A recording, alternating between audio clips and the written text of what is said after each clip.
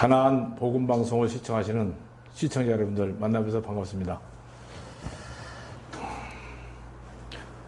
저는 국제선교신학에서 후배들을 양성하고 있고 사단법인 성경 바로 알리기 운동본부를 통해서 진리를 여러분과 공유하고 있는 김종진 교수입니다. 오늘은 누가복음 15장 15절에서 17절 말씀을 통해서 주염열매라는 제목을 가지고 같이 말씀을 공유하기를 원합니다. 누가복음 15장 계속해서 지금 같이 묵상하고 있는데요. 여기에 여러분 잘 아시는 집을 나간 탕자의 모습에서 지난주에 어떤 모습인가 우리가 상고했고요. 오늘은 집을 나간 탕자는 주님을 떠나 있는 모든 인생들의 모습이라고 그랬습니다. 세상 어디에도 탕자의 영혼을 채우지 못하듯이 오늘 영혼의 양식이 될 수 없다는 사실입니다. 아버지로부터 독립선언, 탕자는 자기 스스로 독립을 해보겠다고 나가서 독립선언을 한 것입니다. 이것은 오늘날 세상의 모든 종교인들이 아버지의 말씀을 떠나서 자기 혼자 예수님의 은혜가 아니래도 혼자 스스로 구원을 받아보겠다고 애쓰고 있는 그런 온갖 종교 행위와 고행을 자처하고 있는 훌륭한 종교 지도자들과 또 거기에 맹종하고 있는 종교인들의 모습이 바로 이 탕자의 모습에서 우리가 볼 수 있습니다. 먼저 제가 오늘 누가복음 15장 15절 17절 말씀을 봉독해 드리겠습니다. 가서 그 나라 백성 중 하나에게 붙어 사니 그가 저를 들러 보내어 돼지를 치게 하였는데 저가 돼지 먹는 쥐염열매로 배를 채우고자 하되 주는 자가 없는지라 이에 스스로 돌이켜 가로되 내 아버지에게는 양식이 풍족한 품꾼이 얼마나 많은고 나는 여기서 줄여 죽는구나 라는 탕자의 고백을 통해서 예수 그리스도의 사랑이 아닌 이 세상 모든 것은 영생이 아니고 심령의 허전함을 채워줄 수 없는 탕자의 모습에서 종교적 만족을 하고 있는 모든 인생들을 예표하고 있습니다. 즉 영원히 구원의 기회를 상실한 그런 사람들이 먹고 마시는 양식이 바로 쥐염열매입니다. 그 쥐염열매는 원래 돼지가 먹는 양식이지 사람이 먹는 양식은 아닙니다. 그렇기 때문에 그 쥐염열매를 아마 탕자에게 주었다 할지라도 그는 배를 골았을 것이고 그 쥐염열매가 탕자의 해답은 아니었던 겁니다.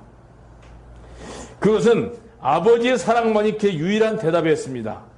돼지는 우리가 돼지하게 되면 더러움의 상징입니다.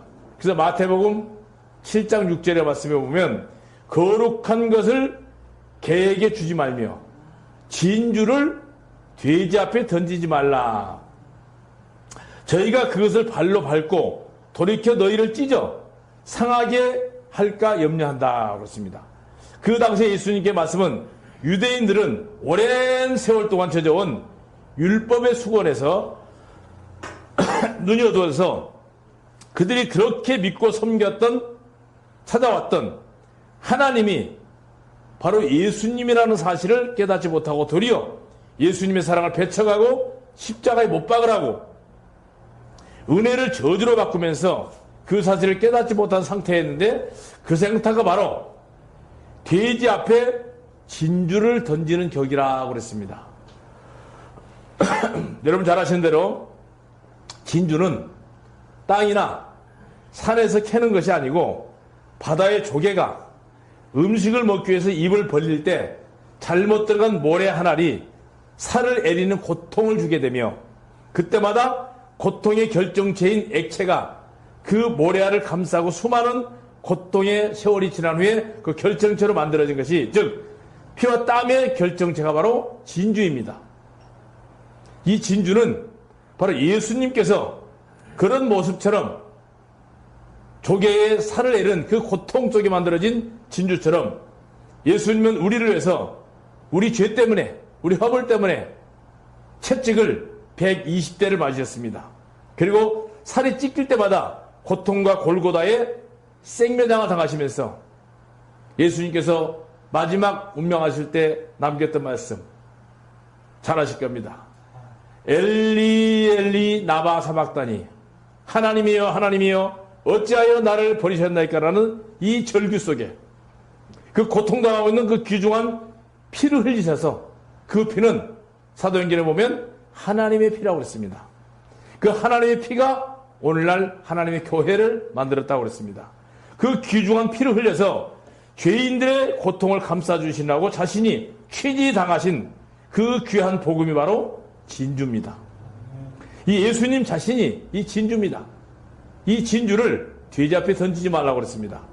근데 그 진주를 진주로 알지 못하고 자신을 해치려는 줄 알고 돼지에게 진주를 주는 자를 찢어 상하게 한다 그랬습니다. 이 말은 유대인들은 3년 반 동안이나 암탉이 날개 아래 병아리를 모으는 심정으로 사랑하시고 모으려는 심정으로 사랑하셨습니다. 그리고 그 은혜를 저주로 알고 주님을 버렸던 유대인들인데, 그러면서 그 죄를 죄인지 깨닫지 못하는 상태에서 바로 유대인들의 모습이 예수님께서 비유로 돼지의 모습으로 비유를 했고, 예수님 자신이 진주라는 것을 설명한 겁니다. 오늘도 예수 그리스도의 사랑을 깨닫지 못하고 십자가의 구속자이신 예수님의 피로 죄사함을 받아야 영생이 있는데, 이 땅은 장차 없어질 것이고 주 예수님이 준비하신 그 나라 하늘나라에만 영원한 소망이 있다는 사실을 깨닫지 못한 사람들이 오늘날 바로 돼지와 같은 인생들이라고 그랬습니다. 또한 예수 그리스도의 피로만 구원을 얻을 수 있는 진리를 예면한 채 아주 짓거리만한 자기의 의의를 붙들고 종교적인 고행, 종교적인 수행, 종교적인 행위, 이런 것들로 영생을 얻어보겠다고 눈먼 소경된 지도자들의 말에 충성을 다하고 있는 오늘 불쌍한 종교인들 굉장히 많습니다. 율법으로 의로워지겠다고 고집부린 유대인들 같은 사람은요, 교회를 다닌다고 하면서 도대체 예수님을 믿는다고 하는데, 모든 사람들이 예수님을 믿는다고 하는데, 예수님께서 십자가에 죽으신 건 단번입니다. 단번에 영원히 자기를 들여 이루신 말씀을 믿지 않고 계속 스스로 자기의 죄를 처리해보겠다는 말씀이 바로 탕자가 아버지 앞에 독립선언하는 모습입니다. 율법 종교인들 역시 탕자가 독립선언과 같이 그런 상태에 오늘 아버지를 버리고 자기 스스로 법을 지켜보겠다고. 그래서 이사야서 시편 49편 12절에 보면 이런 말씀이 있습니다. 사람은 존귀하나 장구치 못하며 멸망하는 짐승과 같도다 했고, 49장 20절에 보면 존귀에 처하나 깨닫지 못한 사람은 멸망하는 짐승과 같도다 그랬습니다. 그러나 오늘 이 탕자처럼 이 세상의 것으로 결코 영원한 행복을 얻을 수 없다는 진리를 깨달은 사람들은 세상 것을 모두 가졌다 할지라도 심령 상태는 거지가 되어서 예수님께 돌아올 것입니다.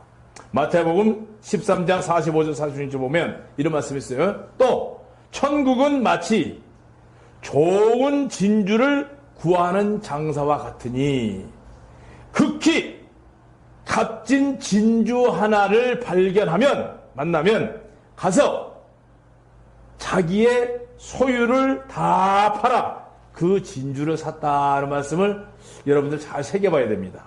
이 말씀은 극히 값비싼 값진 진주, 이 진주는 어마어마한 희생을 통해 죄를 사해 주신 예수 그리스도시며, 예수님이 아닌 그 어느 누구도 그 진주하고는 세상에 바꿀 것이었습니다.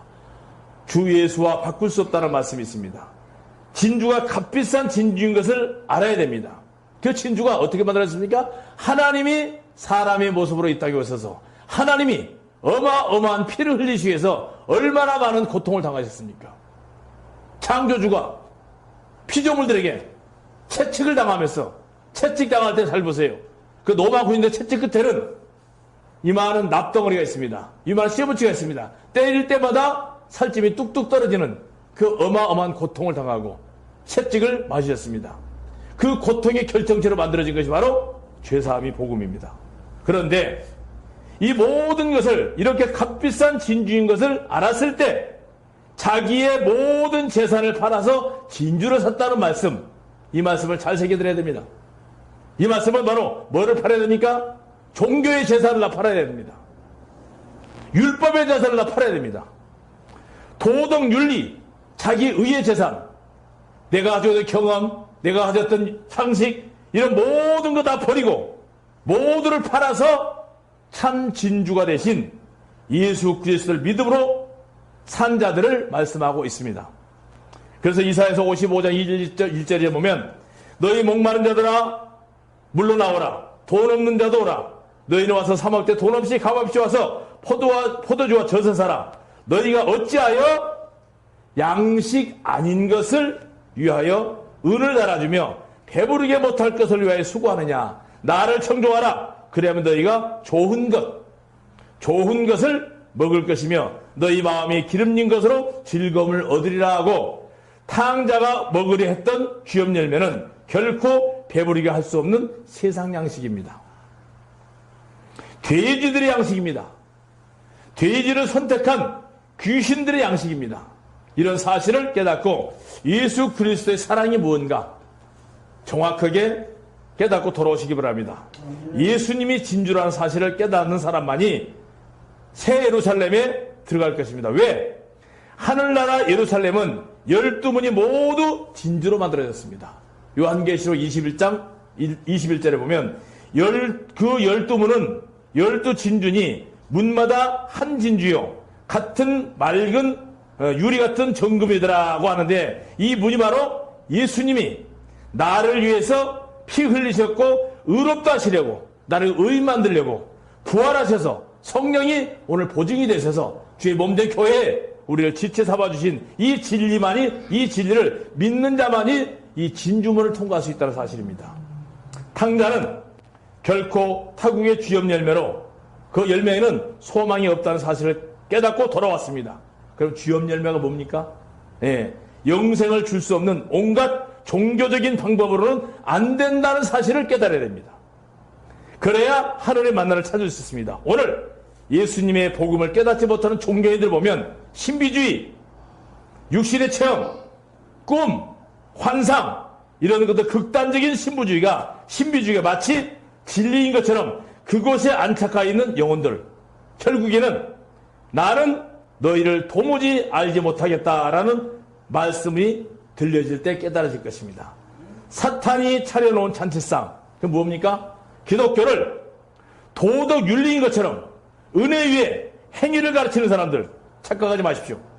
자유주의, 신신학, 샤머니즘, 이런 누르게 분포된 부푼 신비주의, 여기에 소망을 걸고 진리를 외면하신 분들, 데살로니가전서 후서 2장 8절 9절을 꼭 찾아서 읽어보십시오. 거기에 보면 능력, 표적, 기적, 이런 것들을 말하고 있는데, 이들은 구원을 받지 못한 사람들이 나타나서 거짓 것을 믿게 하는 이유는 진리를 믿지 않고 불의를 좋아하는 사람들에게 심판을 받기 위해서 사탄이 차려놓은 밥상입니다.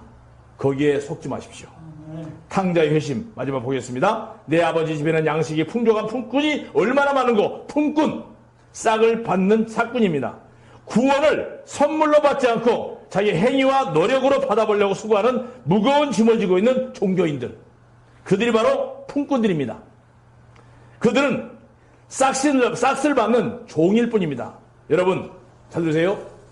집에서 잘 기른 종이 아들로 착각하는 분이 많습니다. 그러나 아들은 아버지의 심정을 잘 압니다. 유산을 물려받을 자격이 있습니다마는 탕자가 내 아버지 집에는 양식이 풍족한 품꾼이 얼마나 많은고, 이마처럼 오늘날 교회 안에는 얼마나 많은 품꾼, 싹꾼들이 많습니까? 헤아릴 수 없습니다.